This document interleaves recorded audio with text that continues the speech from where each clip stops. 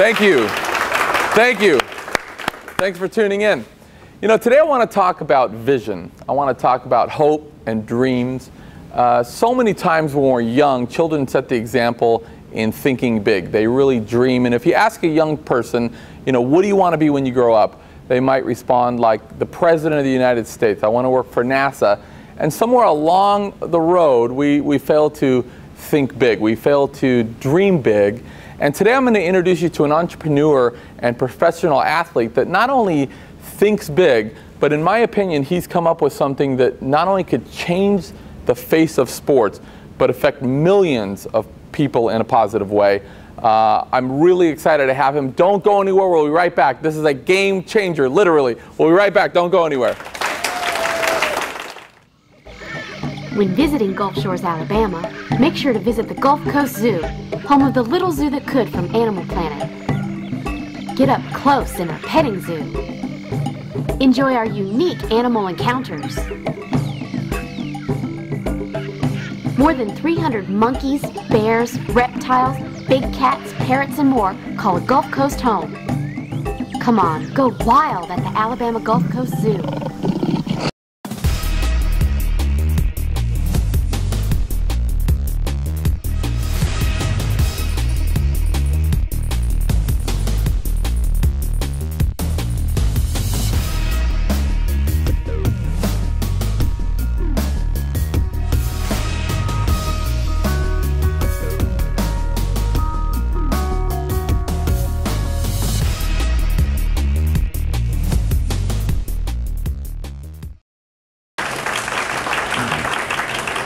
Thank you. I'm here with my great friend, what's your name again? It's Doc. Doc. Go by Doc. And anyways, me and Doc, Doc's been gone for a couple weeks. Many of you know that Doc's been on a tour, if I could say tour, to Africa, doing many things, curing kids, and I don't know if we can say curing, but we've been doing many things. And you took your wife and daughter Ellie as well over there. How was your trip, my friend? Yeah, it's great. It was Kenya. I would recommend you buy the video and leave it at that. It's long, it's 37 hours, but an amazing trip. We saw lots of children, treated children, went to a couple of orphanages, tons of animals, all the things you'd think you'd see in Africa. I brought you back in the Maasai tribe, which is the Maasai warriors. They bead once a year a necklace for the chieftain and leader of the tribe. Ah. And that, no, I'm sorry, that's not for you, that was for me. Oh, yeah, not the leader. No, that's right. No, I got you an African violet. Oh, okay. I'm going to bring it back. All right, well, I appreciate that. Nah, that's the kind of guy I am. What did Elle think of the animals? Did you guys have a chance to Ellie loved the animals, but I will tell you one quick story that I didn't realize. Probably everybody out there is familiar with this thing called the equator. I knew about the equator, but it's marked in Africa. There are roadside stands that you go to and they go, this line is the equator. And what they do is they take a bucket, put a hole in the bottom of it, and you know the Coriolis effect where you see that sort of that water? Well, it so happens that north of the equator, by literally a foot, it goes clockwise and walk just a foot to the other side, and it goes counterclockwise. And they show you that. They actually have a stick that goes this way and then flips around. So what's the big deal? No big deal, but they said that's also true of our toilets. So when you flush a toilet, ours goes clockwise. South of the equator goes counterclockwise. Why is that a big deal? Unfortunately, that was what fascinated Ellie. Yeah. So we you got tigers, lions, no. We visited every bathroom in Kenya was checked by my daughter, and she would come out and go, "We're south of the equator. We're south of the equator, Dad, or we're north of the equator." It was a great trip. I really do recommend it, but lots of interesting things. The poverty is just astounding. Yeah. Absolutely amazing. It's one thing to see on television. It's another to be there. Yeah, you can't leave without taking a piece of it with you. Well, I know last year I was in Zimbabwe and also South Africa, and I know that Zimbabwe has adopted the U.S. dollar. In Kenya, what form of currency are they using? They have not. They used a Dungaga, And I just made that up. I have no idea what the name of it is. Yeah, but everybody believes you. I was actually going to say, did you bring me back some Dingagua? No, I brought you some Dingagua, all right. I've got it outside for you. So it's shillings, actually. Oh. They're still on the British system. Just about everybody we met had a British accent. So they continue with that, not the dollar. Well, I'll tell you, welcome back. I'm glad you had a safe trip. We did, and thanks. I'm excited actually about our guest tonight. Yeah. You know, the young guy, Tyrre Burks, and not only professional ball player, but has had amazing success as a young entrepreneur, and he's launching a big undertaking, and I'm going to let him tell us about it. Please help me welcome Tyrre Burks. Nice, Tyrre. Welcome. Nice to meet you. We appreciate you coming. Now, you flew in from, was it Chicago? Yes. All right, and I noticed on your way over, walking over, you're a pretty tall guy. How tall are you? 6'5". 6'5", good Lord. That is tall. I never usually look up to anybody, but it's a big guy. It's a weird feeling, isn't it? Yeah, and Chicago, how's things in Chicago? Still there? It is. It's hot right now. So. It's hot. Yeah, well, Chicago's not terrible in the summer, but I'll tell you one thing, the winter. What do they call it, the Windy City? Yeah. Oh my goodness, there's some cold winters in Chicago. I know in the audience there was a Chicagoan that I was talking to earlier, and she's hooting with her arm, but she doesn't think she's allowed to yell out, but it's fine. So we really appreciate you being on the show. And now I know that you have played some professional ball. We're going to talk about that, and I really want to talk about what you're launching. I think it's amazing. You know, when I first got online, everybody was talking about it, and I started looking at what you're doing, and this is a big thing that you're doing. It really is. But what I really want to know is find out a little bit about you first. Now, originally, are you from Chicago, or? Born and raised Chicago. Born and raised? Mm-hmm. All right. And so do you travel much with the ball thing, or? I've actually, I traveled all over the world. Travel all over? Yeah, I started out, had a short stint with the Vikings. Went over and played in Europe for a year, traveled all over the world, Paris, Prague, everywhere. And then I played this past 2 years in Canada in the CFL for Calgary and Saskatchewan. Right. So I've played a little bit of everywhere. Yeah. You know, a while back I was interviewing a football player, and I actually don't even want to say the story because I slaughtered this interview yesterday. I don't even know if I can say it on air, but this Friday I was actually interviewing. They had this deal out downtown with some celebrities, and they had the crew from Dancing with the Stars. And I was asked to go out there, and there's a linebacker, I guess, named Josh Sitton from the Packers. And this guy is just a mammoth of a man. You know, he's like Goliath.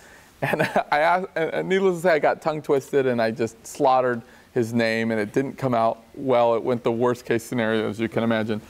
But when I've talked to several ball players, they would all say, you know, we loved ball. High school ball was a blast. College was amazing. It was a blast. But then when we went to the pros, it wasn't great because it was so much about the money of things. It took the fun out of the game, and at the pro level, it's not really about the sport anymore. It's about your body, how much they can get out of you, and the money of it. Did you find a similar experience, or am I? Not really myself. Honestly, I was living the dream. I didn't start playing football until I was my junior year in high school.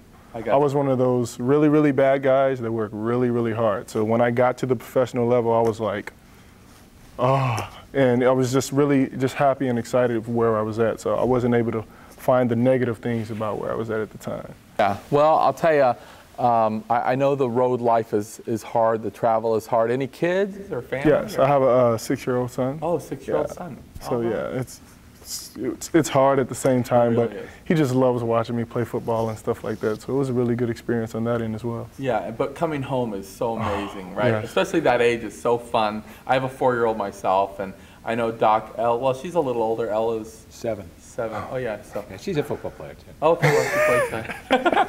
Well, listen, I really want to talk to you about what you have going on. It's exciting. And I know people I've heard terminology of the next big thing, kind of like Facebook. I want to really describe what it is when we get back. Let's take a short break, and we're going to get more with Tyrre Burks in a minute. Don't go anywhere. Real estate today offers incredible opportunities, low prices, and extremely low interest rates. Hi, I'm Amy Norris from Amy Sells the Beach. Right now, there are opportunities in all areas. Our team can help you put your money to work finding your dream or investment property. And if you're looking to sell, no one can give you better exposure to buyers and make your property stand out. Experience matters when looking for opportunity. I'm Amy Norris. See why we're #1 at amysellsthebeach.com. When visiting Gulf Shores, Alabama, make sure to visit the Gulf Coast Zoo, home of the little zoo that could from Animal Planet. Get up close in our petting zoo. Enjoy our unique animal encounters. More than 300 monkeys, bears, reptiles, big cats, parrots, and more call a Gulf Coast home. Come on, go wild at the Alabama Gulf Coast Zoo.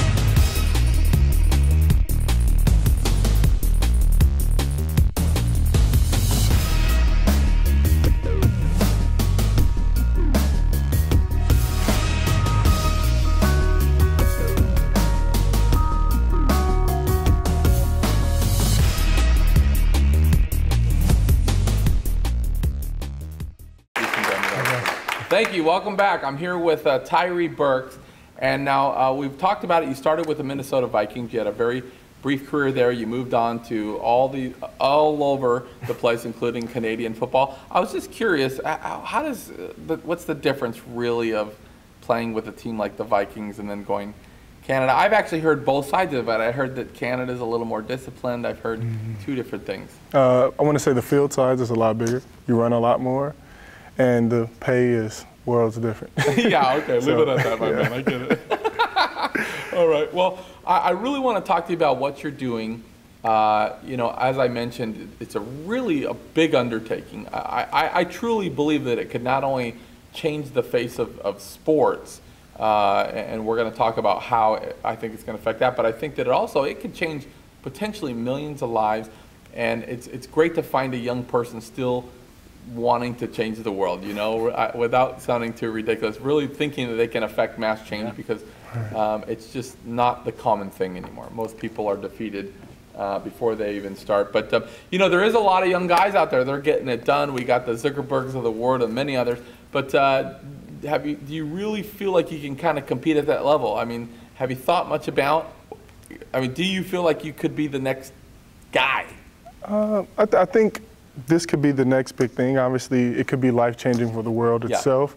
But from a standpoint of me being the next big guy, those expectations would never be there. I just really work hard with what we have and just trying to make an impact on this level. As it grows, it's up to God, I think. Yeah. So it's really, I know you're saying, and I appreciate the modesty, it's really not about me personally being the guy, but definitely I think the buzz around the water cooler, I should say, is this literally could be one of those next things that's really going to have an impact globally.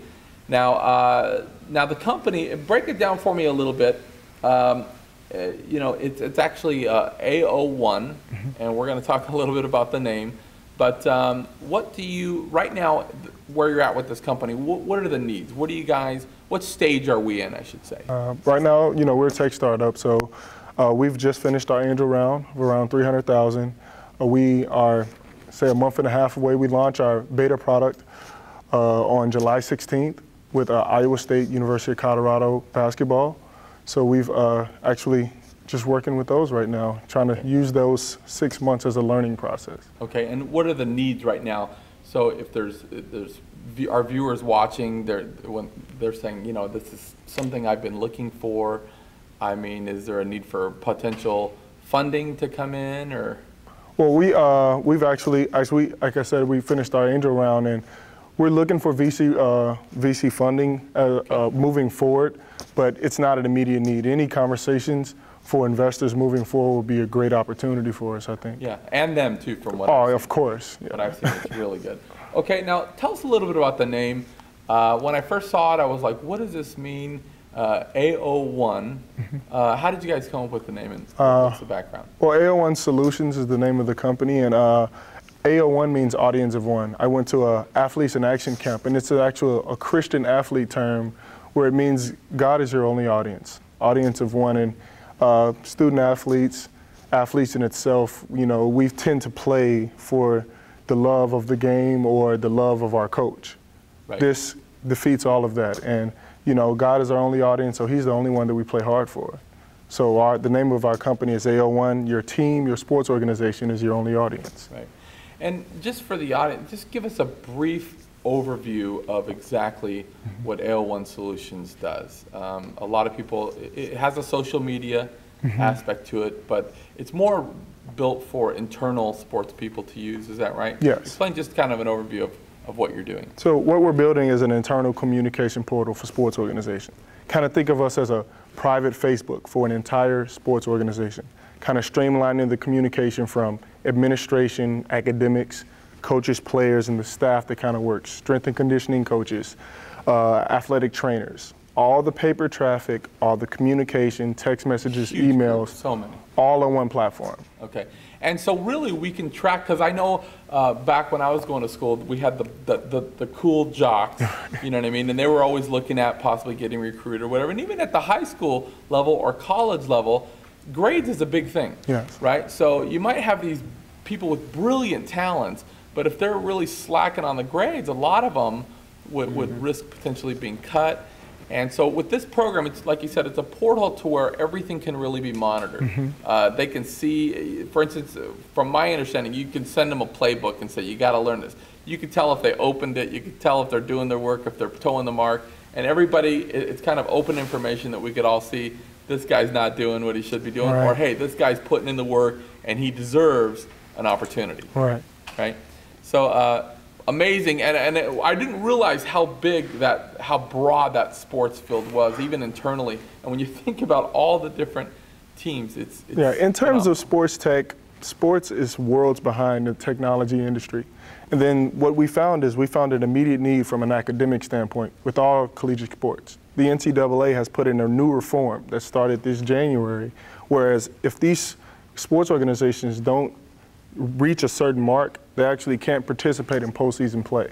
They lose 10% of their scholarships. These are really extensive and really serious repercussions if they don't meet this mark. Our academic platform facilitates that whole platform. Yeah. And if you think about it, I mean, we're talking sports teams worldwide yes. that could actually use this, so it's absolutely amazing. Now, real quick, before we break, I want to ask you about an article I ran across, Why Not You? Was that a great article? And when I read it, it really felt like it was written from the heart. But tell us a little bit about the article, Why Not You, and what kind of inspired you to? It's Why Not You is it's a movement that I kind of want to start, that I want the world to actually have. It's pretty much a question that you're asked whenever you are faced with something you want to do, a goal. Why not you? Why can't you do what you want to do? And I feel that as we have excelled in life, you know, we come from that child place where we dream big, where we want to become anything that we want to become. Right. And as we get older, we're told to be realistic. Yeah, it's and not real. Right, you know, and I think being realistic is the quickest way to mediocrity. Whereas if I dream and continue to dream and keep working towards those dreams and goals, why can't I be the next Mark Zuckerberg? Why can't I be the next president? Absolutely. And, you know, I really want to hear more about this, and we want to hear about more with Tyrre's dream in a minute. Don't go anywhere. We'll be right back. That's good. Thanks. Real estate today offers incredible opportunities, low prices, and extremely low interest rates. Hi, I'm Amy Norris from Amy Sells the Beach. Right now, there are opportunities in all areas. Our team can help you put your money to work finding your dream or investment property. And if you're looking to sell, no one can give you better exposure to buyers and make your property stand out. Experience matters when looking for opportunity. I'm Amy Norris. See why we're #1 at amysellsthebeach.com. When visiting Gulf Shores, Alabama, make sure to visit the Gulf Coast Zoo, home of the little zoo that could from Animal Planet. Get up close in our petting zoo.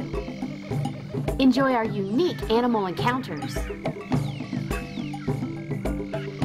More than 300 monkeys, bears, reptiles, big cats, parrots, and more call Gulf Coast home. Come on, go wild at the Alabama Gulf Coast Zoo.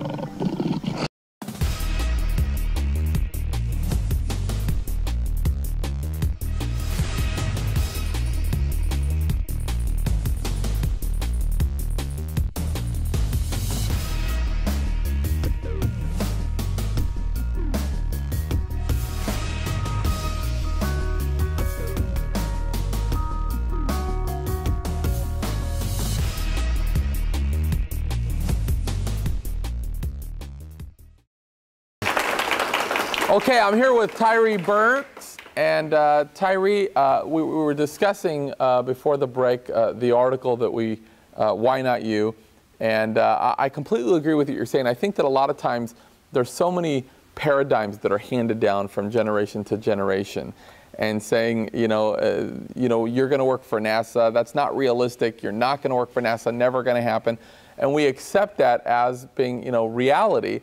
And really, when you fail to stop thinking big, that's really the reality that just nobody wants. You know what I mean? When you hate what you do every morning, it's just no way to live life. And we appreciate still finding entrepreneurs that still think really big. In fact, when I was reading the article, it was talking about not only changing the world and changing, affecting youths in a positive way, but it was mentioning heroes. Being a hero to maybe starting in your community. So many people are looking at what can I get out of my community, and they're using everything they can in their community instead of saying, what can I do for my community, right? And then on a bigger scale, what can I do by being born into this world?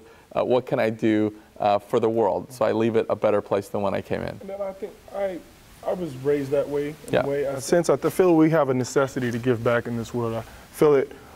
If we don't give back, if we don't pass down what we've learned over time, what are we doing in this world? How are things going to be better? So that's pretty much where I'm at. And was that from your family, or did you have a personal hero? My mother, she instilled that into me. She always told me to be different. Mm-hmm. There's nothing wrong with being different, and there's nothing wrong with dreaming. Yeah. I'll tell you, you just racked up tons of points with our viewers. You hear that, ladies and gentlemen? His mother is his hero. You can't do anybody. We were expecting the Michael Jordan or something with many people, but that's great. So many times, and parents really can't teach what they don't know. So many of us, including myself, we might have been raised in an atmosphere where, they didn't have good habits, particularly, say, financial habits, so they really can't pass on good education and good financial habits, and it takes generations for somebody to go outside the family unit, so to speak, and go find that great education. And now, you're obviously still a very young guy. You've had many accomplishments already, but this is a big thing that you're embarking on, and I really think it's going to work out for you. How has your life journey thus far kind of prepared you for what you're looking at now? I think, honestly, every interaction that has taken place in my life has led me to this very moment. I've played sports ever since I was little, and all of those interactions within those sports organizations, with me interacting with my coaches, the people that I've played with, has led me to the interactions that I've met with actually meeting Iowa State. Iowa State was a connection that I had with a guy that I played high school basketball with.